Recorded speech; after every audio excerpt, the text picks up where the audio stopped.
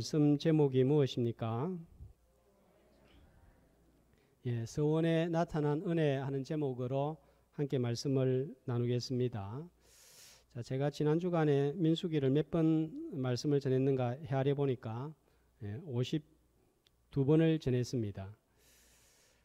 제가 코로나 상황 가운데서 공교롭게 민수기 말씀을 전하기 시작했는데 돌아다 보니까 제 자신이 목사로서 말씀의 영역에서 민수기 말씀을 전하면서 많이 성장했다 하는 것을 느꼈습니다. 저만 성장하는 것이 아니라 우리 성도들도 남은 말씀 함께 듣고 또 제가 전할 때에 우리 성도님들도 성장하고 교회도 말씀으로 성장하는 복된 은혜가 있기를 주님의 이름으로 축복합니다. 몇 주 전에 목사님 한 분을 만나서 이야기를 나눈 중에 목사님이 큰 아이 때문에 고민이라고 했습니다. 무슨 고민이냐고 했더니 결혼하고 6년 7년이 지나도록 아이를 전에 가지지를 못했습니다. 병원에서도 사모님이 아이를 가지는 것이 어렵겠다 하는 말을 했습니다. 그러던 어느 날 교회 가서 혼자서 기도를 하는데 너무 답답한 거예요. 그래서 하나님, 아이를 주시면 제가 주의 종으로 이 아이 바치겠습니다. 자기도 모르는 사이에 서원 기도가 나온 거예요. 너무 절박해서 서원 기도를 한 것입니다. 그런데 얼마 지나지 않아서 정말로 사모님이 임신을 하고 아들을 출산을 했습니다. 얼마나 기뻤을까요? 몇 년 있다가 둘째 아들도 얻었습니다. 목사님 가정에 기적 같은 일이 발생을 한 거예요. 근데 이제 서원한 아들이 고1이 되었습니다. 목사님이 서원한 이야기를 했더니 아빠, 그러면 나는 아빠 서원에 끌려가면서 살아야 되나요? 이제 이야기를 한 거예요. 그러면서 신학을 하고 싶은 마음이 없다는 뜻을 내비쳤습니다. 목사님은 서원을 했고 아들은 지금 원하지를 않고 있습니다. 자, 어떻게 해야 될까요? 이게 고민이었습니다. 여러분, 이런 경우 어떻게 해야 하나요? 아마 주변에서 한두 번쯤 이런 이야기 들어보았을 것이고 똑같은 문제는 아니라고 해도 서원 문제로 고민을 하고 있는 성도님들도 있을 것입니다. 목회자가 서원을 하고 이행 여부에 이 정도로 고민이 된다면 일반 성도님들은 어떻게 해야 될지 몰라서 더 고민스러운 분들도 있을 줄로 압니다. 서원을 하고 지키지 못해서 몇십 년이 지났는데도 괴로워하고 정죄감에 시달리는 분들도 있을 것입니다. 그래서 일이 잘 풀리지 않고 문제만 생기면 내가 전에 하나님께 서원을 해놓고 지키지 않아서 이런 일이 발생하는 것은 아닌가.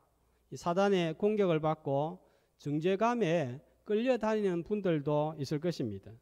자, 오늘 말씀은 바로 이런 서원의 문제를 이스라엘 백성들이 가나안 땅 들어가기 직전에 다루고 있습니다. 자, 오늘은 성도이면 누구나 할 수 있는 서원이 무엇인지, 서원을 지키지 못해서 괴로워하고 정죄감에 시달리는 분들은 어떻게 자유와 행복감을 누릴 수 있는지 말씀을 통하여 살펴보고 우리의 믿음이 더욱 성장하는 은혜의 시간이 되시기를 주님의 이름으로 축복합니다. 자, 이 서원 제도는요, 우리 기독교 신앙의 아주 독특한 영역이에요. 조금 후에 다시 언급하겠지만 창세기 28장의 야곱의 서원, 사무엘상 1장의 한나의 서원, 사사기 11장의 입다의 서원이 대표적인 성경의 서원입니다. 서원을 오해하고 서원하고 행하지 않아서 어려움을 당하고 자기 욕심을 채우는 수단으로 전락하거나 남발해서 문제도 되지만 이 서원을 잘 활용하면 우리의 신앙이 크게 성장하고 큰 유익이 되는 은혜의 수단이기도 합니다. 그래서 오늘 말씀이 서원에 나타난 은혜 하는 것입니다.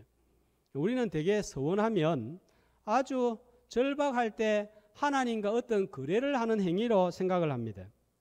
하나님, 이번 위기만 넘기게 해주시면, 하나님, 이번 건만 해결이 되면, 이번에 우리 아들 합격을 시켜주시면, 이번 부도만 막아주시면, 이 청년들은 저 자매와 결혼만 하게 해주시면, 저 형제와 결혼만 하게 해주시면, 이번이 계약이 성사되기만 한다면 하나님, 앞으로는 제가 어떤 일이 있어도 주의를 성수하겠습니다. 10의 1조를 내겠습니다. 이익금의 절반을 드리겠습니다. 아니면 제가 신학을 하겠습니다. 자, 이걸 서원의 전부라고 생각하는데 이건 서원의 일부이지 전부는 아닌 거예요. 자, 서원이 무엇인지부터 알아야 되겠습니다. 서원은 말 그대로 스스로 자원하여 하나님께 맹세하거나 다짐하는 것을 말합니다. 이 서원은 하지 않아도 전혀 문제가 되지 않습니다. 자, 맹세와 다른 점이 있다면 맹세는 사람과 사람 사이에서도 하는 강력한 약속이지만 서원은 하나님과만 맺는 약속입니다. 그래서 웨스트민스터 신앙고백서 22장 5항 6항에 보면 서원은 하나님과만 행하여야 한다 이렇게 나와 있습니다. 자, 서원을 하는 이유가 무엇일까요? 우리는 나의 문제를 해결하고 꼭 필요한 것을 받아내기 위한 조건부 행위로 서원을 이해하고 이행을 합니다. 그러나 성경에서 말하는 서원은 이보다 범위가 훨씬 넓은 거예요. 시편 132편 2절 5절 말씀해 보면 다윗의 서원이 나옵니다. 자, 어떤 서원입니까? 집에 들어가지 않겠다는 거예요. 왜냐하면 야곱의 전능자의 성막을 발견하기까지 하리라. 자, 이건 잃어버린 성막을 찾기 전까지는 집에 들어가지 않겠다 하는 것입니다. 자, 어떤 조건부하고는 상관이 없습니다. 하나님의 일을 위하여 헌신을 하는 거예요.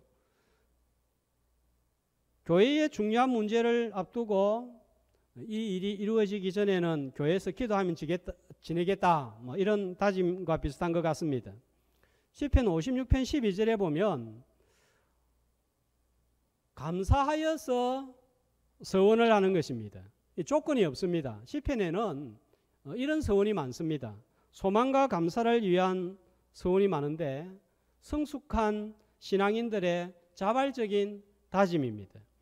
그리고 민수기 21장 2절에 보면 전쟁에 나가기 전에 서원을 했습니다. 이스라엘이 여호와께 서원하여 승리하면 이 사람들 하나도 남기지 않고 다 멸하겠다. 공동체의 각성과 단합을 위해서 서원을 했습니다. 자, 이 외에도 레위기 27장에 보면 사람, 가축, 집, 밭을 서원 예물로 드리기도 하였습니다. 이 외에도 우리가 잘 아는 민수기 6장 나실인의 서원이 나옵니다. 자, 이 나실인은 일정 기간 동안 성전 봉사나 하나님을 섬기기 위해서 자기를 구별하는 거예요. 포도주나 독주를 마실 수 있지만 마시지 아니하고 머리를 자르지 아니하고 시체를 가까이 하지 아니하여서 자신의 몸을 구별해서 그 기간 동안 봉사를 하든지 하나님과 더 깊은 교제를 가지기 위함입니다. 어떤 경우는 평생을 하나님께 나실인으로 서원을 하는 경우도 있는데 조금 있다가 나오는 사무엘이 그 경우입니다. 자신을 하나님께 묶어서 자신을 지키고 하나님께 드리는 이 수단이 이 서원인 거예요. 그래서 매튜 헨리는 이런 서원을 자신의 믿음을 지키고 거룩하게 해주기 때문에 거룩한 영혼의 울타리다, 또 신앙의 방어벽이다 이렇게 표현을 했습니다. 자신을 정결하게 지키기 위해서 하나님께 자신을 딱 끈으로 묶는 거예요.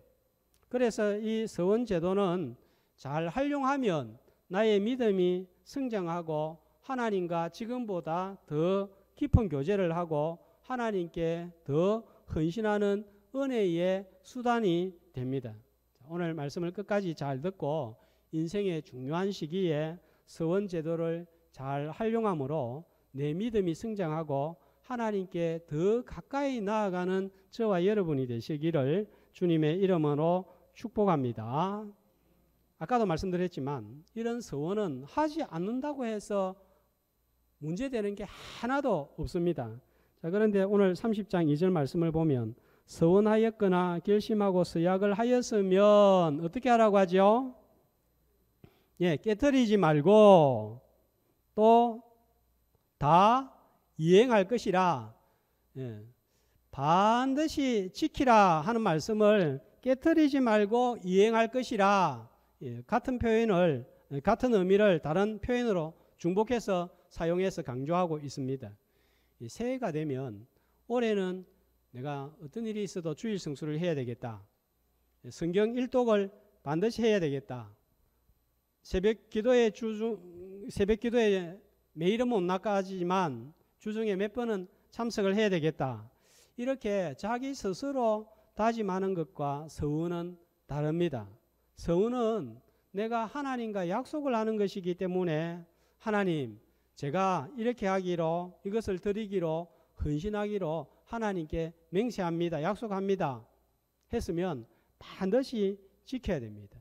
반드시 서원을 지킬 것을 아주 성경은 많이 언급하여 강조하는데 대표적인 말씀이 신명기 23장 21절에서 23절입니다. 자, 이 말씀에 보면 서원을 했으면 어떻게 하지 말라고요? 더디 하지 말라고 하고 더디 지키는 것도 뭐가 된다고요? 더디 지키는 것도 지켰지만 죄가 된다 그럽니다. 그리고 서원하여 입으로 언약한 대로 반드시 행할지니라 지키라고 합니다. 시편 15편 4절은 또 뭐라고 말씀합니까?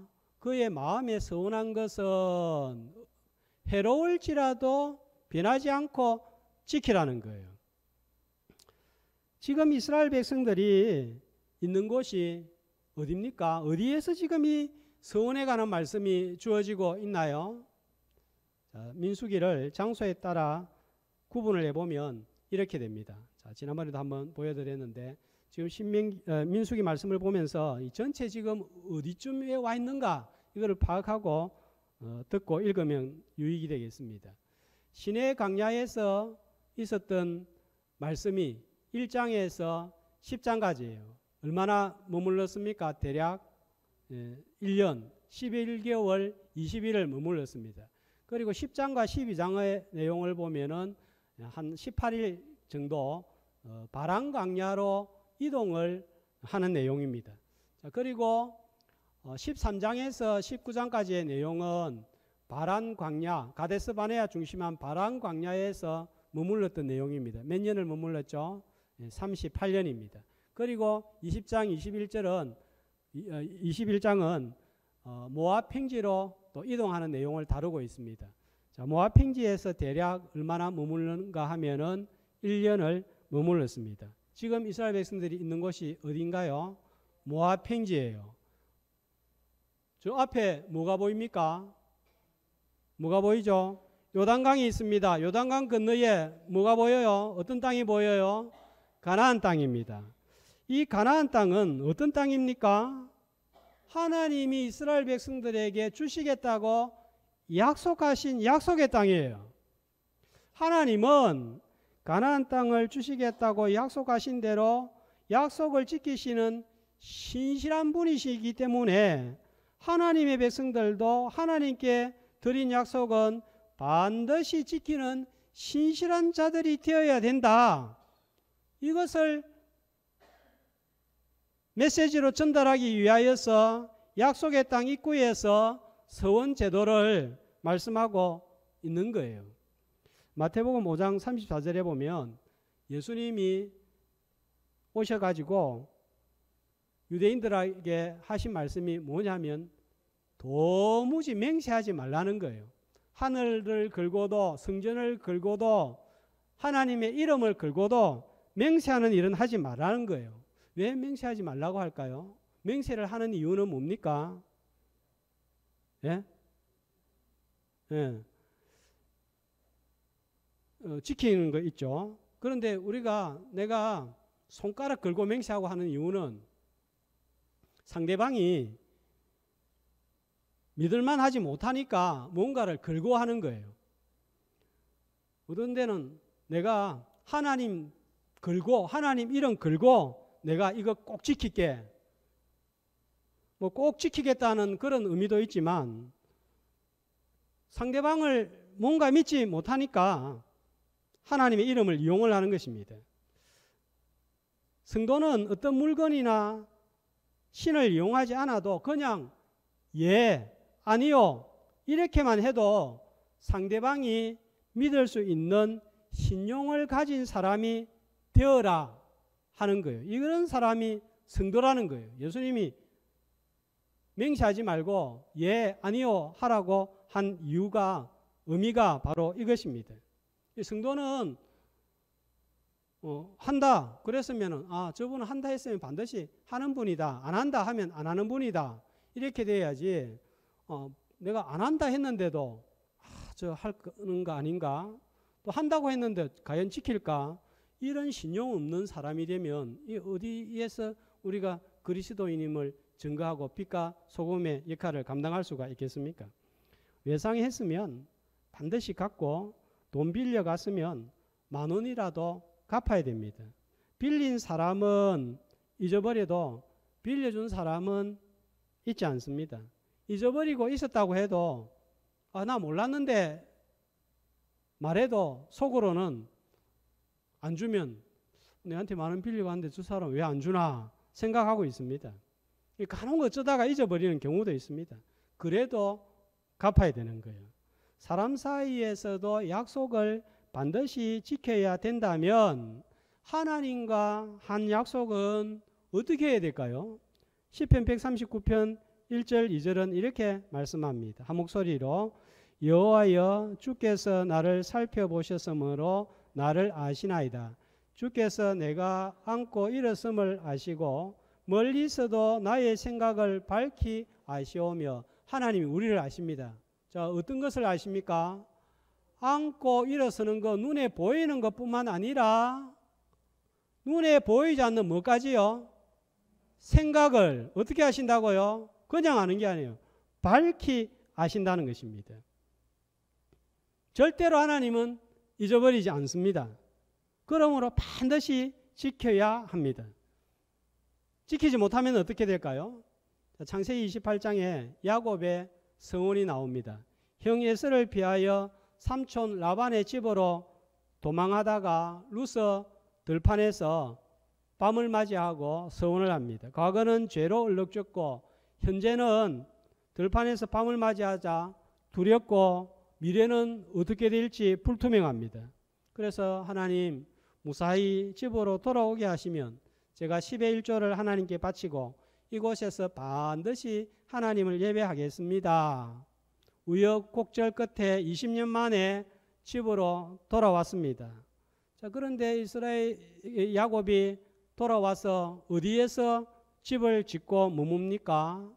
어디에요? 창세기 34장에 보면 베델이 아니고 숫곳에서 우리를 짓고 삽니다. 어떤 일이 벌어졌습니까? 외동딸 디나가 세겜의 족장 아들에게 겁탈을 당하고 시므온과 레위 두 아들은 칼을 차고 세겜 족속을 죽이고 빼앗고 노략질을 하여서 피냄새를 부릅니다. 집안에 큰 환난과 불행이 닥쳤습니다. 도무지 야곱 집안이 감당할 수 없는 위기가 찾아온 거예요. 그때서야 야곱이 서원을 생각하고 뭐라고 그럽니까? 우리가 일어나 베델로 올라가자. 가나안 땅에 들어와서 도착해서 베델로 바로 올라갔다면, 그래서 서원을 지켰다면 피할 수 있는 집안의 환란이었습니다. 자, 그러나 사무엘상 1장에 한나는 이 서원을 지킵니다. 아이가 없어서 버닌나에게 괴롭힘을 당하고 원통한 일을 많이 당하니까 하나님 아들을 주시면 이 아이를 평생 주의 종으로 바치겠습니다. 평생 나실 인원으로 바치겠습니다. 서원했습니다. 아들이 태어나자 서원한 대로 성전에 데리고 가서 바쳤습니다. 자, 어떻게 되었습니까? 이 아이를 통해서 영적으로 어두운 이스라엘의 사사시대가 마감이 되고 미스바 회개운동으로 새로운 영적인 새 시대가 열리게 된 거예요. 누굽니까? 사무엘입니다. 사무엘상 2장 20절, 그렇게 서원을 행했을 때 어떤 일이 일어났습니까? 아들을 바쳤음에도 불구하고 하나님이 돌보시사 어떻게 되었습니까? 새 아들과 두 딸을 얻는 복을 받은 거예요. 6남매를 받아 누리는 복을 받았습니다. 서원을 지켰을 때에 한나가 받아 누린 복입니다. 유대인들 사이에 전해져 내려오는 이야기입니다. 비가 와서 홍수가 범람할 때에 한 사람이 피치 못할 일로 외나무 다리를 건너게 되었습니다. 이 아래를 보니까 물살이 세차게 흐르고 다리는 삐그덕 삐그덕 소리가 나서 금방이라도 부서져서 물속으로 빠질 것만 같아서 너무 무서워서 기도를 했습니다. 하나님, 저로 하여금 이 다리를 무사히 건너가게 해주시면 제가 가지고 있는 재산 전부를 하나님께 바치겠습니다. 그렇게 기도하니까 마음이 안정도 되고 앞으로 나아갈 용기가 생겼습니다. 절반쯤 오니까 이 다리가 아무 문제가 없는 것처럼 여겨졌습니다. 그러니까 전 재산을 다 바친다는 것이 너무 아까워서 하나님, 이 전 재산은 너무 많은 것 같고 절반만 바치겠습니다. 하나님께 약속 변경 신청을 했습니다.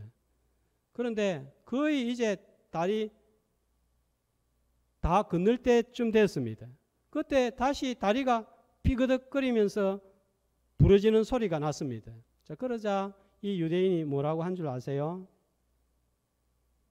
하나님, 농담입니다. 농담. 농담도 못합니까? 다 바치면 될 거 아닙니까? 그랬습니다. 서원을 하는 것보다 지키는 것은 더 중요합니다. 절박하고 급할 때에는 서원을 했다가 살만하면 본전이 생각나서 약속을 변경하거나 잊어버리려고 하는 변덕이 우리 안에 있습니다. 어떤 일이 있어도 변경하지 말고 지켜서 한나의 복을 받아 누리는 성도들 되시기를 주님의 이름으로 축복합니다.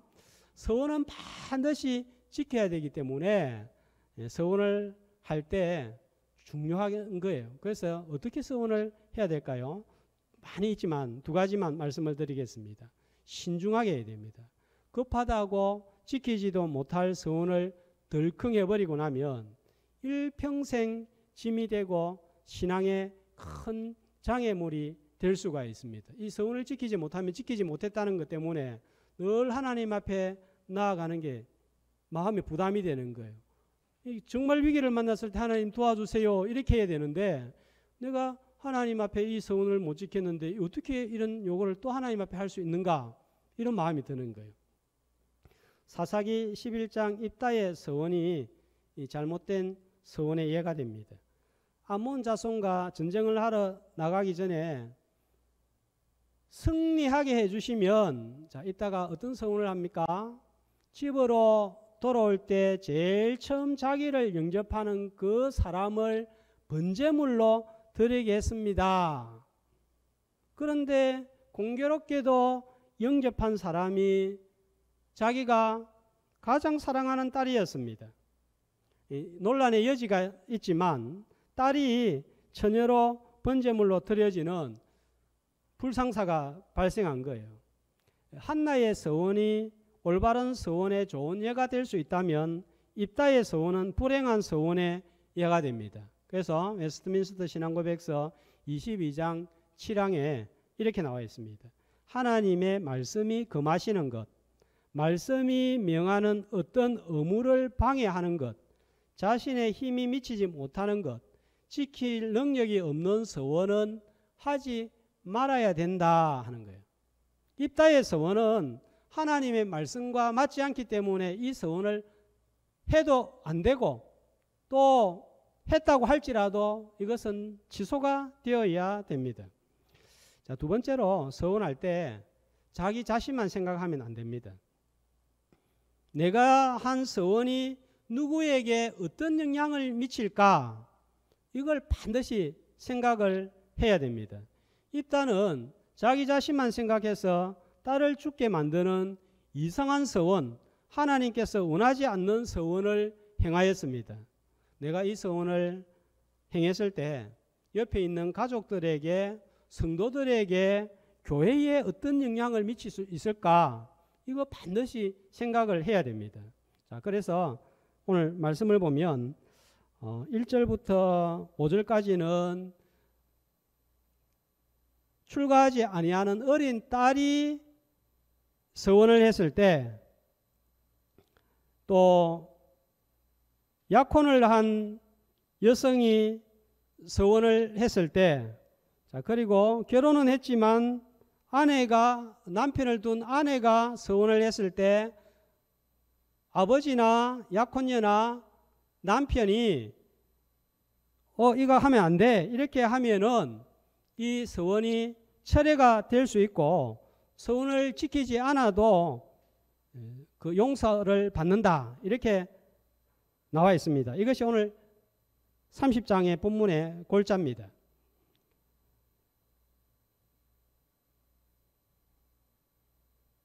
그러나 14절 말씀해 보면 아버지나 남편이 듣고서도 한참 있다가 안 돼 하면 이 책임은 아버지나 남편이 져야 됩니다. 그것은 변심으로 보기 때문입니다. 그렇기 때문에 서원은 항상 비밀스럽게 해야 된다, 이거 아니에요. 그렇게 비밀스럽게 하는 것도 있지만 공개해야 되는 서원도 많이 있다는 사실입니다. 자, 이제 중요한 문제를 생각해야 되겠습니다. 우리가 서원을 했습니다. 그때는 반드시 지킬 거라고 했는데 지금 지키지 못하게 되었습니다. 이런 서원을 지키지 못했을 때 어떻게 해야 합니까? 지금까지 교회에서 서원은 무조건 지켜야만 하고 지키지 못하면 징계나 처벌을 받는다, 이렇게 들어왔기 때문에 빠져나갈 구멍이 없어 보입니다. 그러나 오늘 말씀을 자세히 한번 봅시다. 2절에 보면, 자, 서원을 했으면 어떻게 하라고요? 깨트리지 말고 행해라, 지킬 것을 두 번 말씀했습니다. 자, 그런데 지키지 못했을 때, 자, 어린 딸이 지키지 못했을 때 아버지가 처리하면 5절에 보면, 끝에 보면 어떻게 하신다고요? 여호와께서 사하시리라. 자, 8절에는 약혼녀가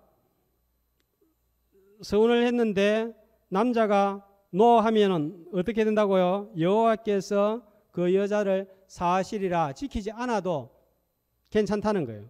그 다음에 12절에 남편이 또 노 하면 지키지 않아도 하나님이 사하신다, 이렇게 말씀합니다.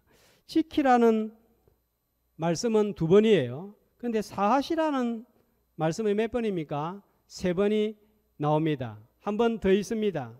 자, 여기에 복음이 있습니다. 자, 이것은 그러면 목사님 여성한테만 해당되는 거 아닙니까? 이렇게 질문을 할 수도 있습니다. 아닙니다. 레위기 5장 4절과 6절에 보면 이렇게 또 나와 있습니다. 자, 맹세한 것이 무엇이든지 깨닫지 못하고 있다가 깨닫게 되었을 때는 그게 뭐가 됩니까? 허물이 되는 거예요. 죄가 되는 거예요. 자, 그렇게 맹세를 지키지 못한 것이 드러났을 때는, 자, 어떻게 하라고 합니까? 자복하고 회개하라는 거예요. 자, 그래서 속죄 제물을 가지고 제사장한테 가면 제사장은 어떻게 하라고 합니까? 그의 허물을 위하여 속죄할지니라, 죄를 사해 줄지니라, 이렇게 나와 있습니다. 서원이나 맹세를 하고 지키지 못했다는 사실을 알게 되었을 때는 반드시 속죄 회개하라고 합니다. 하나님과 약속하고 지키지 않는 것은 이유를 불문하고 그것은 죄가 되는 거예요. 자, 그러나 하나님 앞에 회개하면 용서의 길이 있고 죄사함의 길이 있습니다. 지금이라도 서원을 지킬 수 있다면 지켜야 되는 거예요. 지킬 환경이 되는데도 지키지 못한다면 그것은 계속 앞으로 죄로 남습니다. 앞으로 계속 내 신앙 양심을 지르는 가시가 되어서 하나님 앞에 담대히 나아갈 자신이 없고, 아까도 말씀드렸지만 정말 하나님의 도움이 필요할 때 하나님 도와주세요, 이게 안 되는 거예요. 하나님을 속이게 됩니다. 지금 지킨다고 해도 회개해야 됩니다. 왜요? 아까 늦게 지키는 것도 뭐라고 그랬습니까? 죄라고 했습니다. 지킬 수 없는 상황이라고 해도 회개를 해야 됩니다. 자, 그런데 어떻게 회개할까요? 그냥 입으로 마음으로 하나님 잘못했습니다, 입 싹 닫고 지나가면 될까요? 이런 회개를 가리켜서 값싼 회개, 값싼 은혜라고 하는 거예요. 자, 신명기 12장 31절 말씀에 보면 하나님 앞에서 절대로 행하지 말아야 할 일이 나옵니다. 무엇입니까? 자기들의 자녀를 불살라 그들의 신들에게 이방인들이 드렸는데 31절 처음에 보면 그와 같이 행하지 못할 것이니라 했습니다. 자, 이런 잘못된 서원은 철회가 가능한 거예요.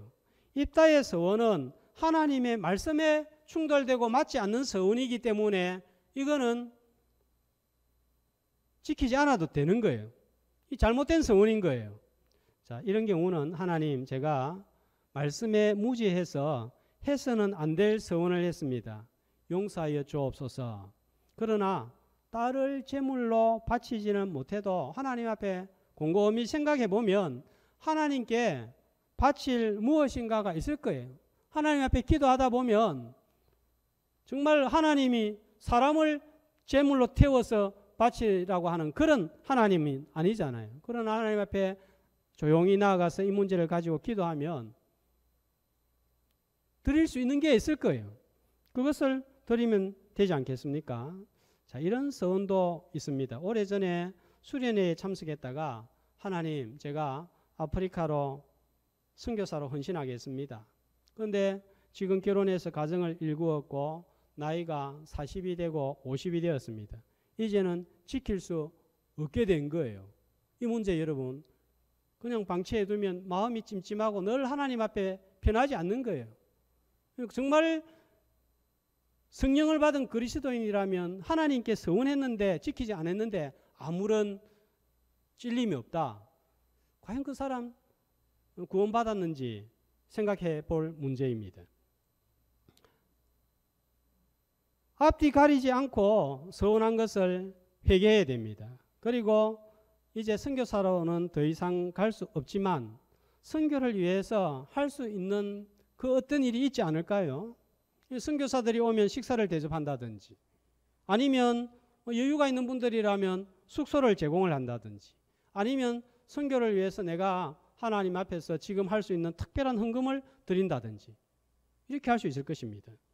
또 이런 것도 있습니다. 하나님, 젊은 날 부흥회 수련회에서 지키지도 못할 서원을 함부로 했습니다. 가족도 자녀도 생각하지 않고 나만 생각하는 이기적인 서원을 했습니다. 내 발등에 당장 급한 불을 끄기 위해서 정말 내가 해서는 안 되는 서원을 했습니다. 급한 마음에 자녀를 드리겠다는 서원을 아이 생각은 하지도 않고 마음대로 했습니다. 지금이라도 하나님 바로 잡기를 원하고 이 시점에서 제가 하나님 앞에 이 서원을 바르게 이행하기를 원합니다. 도와주옵소서.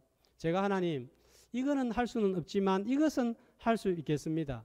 하나님 도와주옵소서. 그 다음은 하나님께서 인도해 달라고 그렇게 하나님께 맡길 수도 있을 것입니다. 제가 호산나 교회 청년부 부목사로 섬길 때 한 청년이 건축 헌금을 6억 원인가 작정을 했습니다. 당시에 건축 헌금 중에서 제일 큰 액수였어요. 제가 최홍주 목사님한테 이거 어떻게 해야 됩니까 했더니 목사님이 그 청년 마음이니까 일단 받으라고 했습니다. 그 청년이 그 헌금을 했는지 하지 않았는지 제가 100% 확인은 못했습니다. 아마 하지 못한 것으로 압니다. 그러나 앞으로 지킬 수 없다면 평생 죄책감, 정죄감에 빠져서 살 수는 없지 않겠습니까? 주님도 이 문제 때문에 평생 이렇게 살기를 원하지 않습니다. 만약에 지키지 못한다면 지금이라도 함부로 서운한 것을 회개하고 지금 현재 할 수 있는 부분을 감당한다면 주님도 사하시리라고 믿습니다.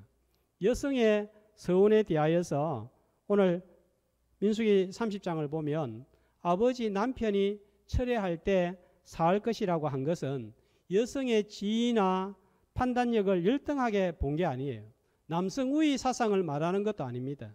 성도에게 있어서 하나님은 아버지가 되시고 주님은 신랑이 되십니다. 잘못된 서원에 대해서 남편에게 고백하고 아버지에게 고백하면 하나님 아버지께서 신랑 되신 주님께서 사하여 주신다 하는 그것이 오늘 본문의 메시지입니다.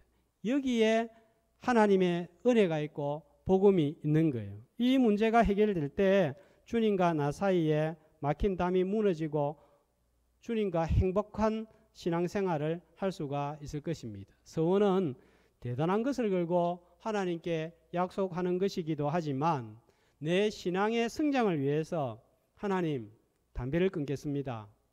술을 끊겠습니다. 술집 근처에도 가지 않겠습니다. 근데 하나님 제가 1년은 자신이 없고 6개월만 이렇게 살겠습니다. 이거는 내가 하나님께 약속합니다. 새벽기도 매일은 나가지 못해도 2021년 남은 이 기간만큼은 월요일에는 토요일에는 아니면 이틀은 하루는 꼭 나가겠습니다. 내년은 잘 모르겠는데 남은 이 기간만큼은 그렇게 기도하기로 하나님께 서약합니다. 또 이 남은 2021년만큼은 매주일 감사헌금 드리기로 약속합니다. 사소하지만 아주 중요한 서원이 될 수가 있습니다. 이런 서원으로 자신의 영혼의 울타리를 쳐서 자신의 믿음과 영혼을 보호하고 성장하게 될 때 이게 바로 하나님의 은혜의 수단이 되는 거예요. 서원에 대한 올바른 이해로 적절하게 잘 활용해서 나의 믿음이 자라고 하나님과 전보다 더 깊은 교제로 나아가고 지키지 못한 서원은 참되게 회개함으로 더 이상 죄책감이나 사단의 정죄감에 빠지지 말고 해방과 자유를 맛보고 주님과 동행하는 복된 믿음 생활, 신앙 생활 되시기를 주님의 이름으로 축복합니다.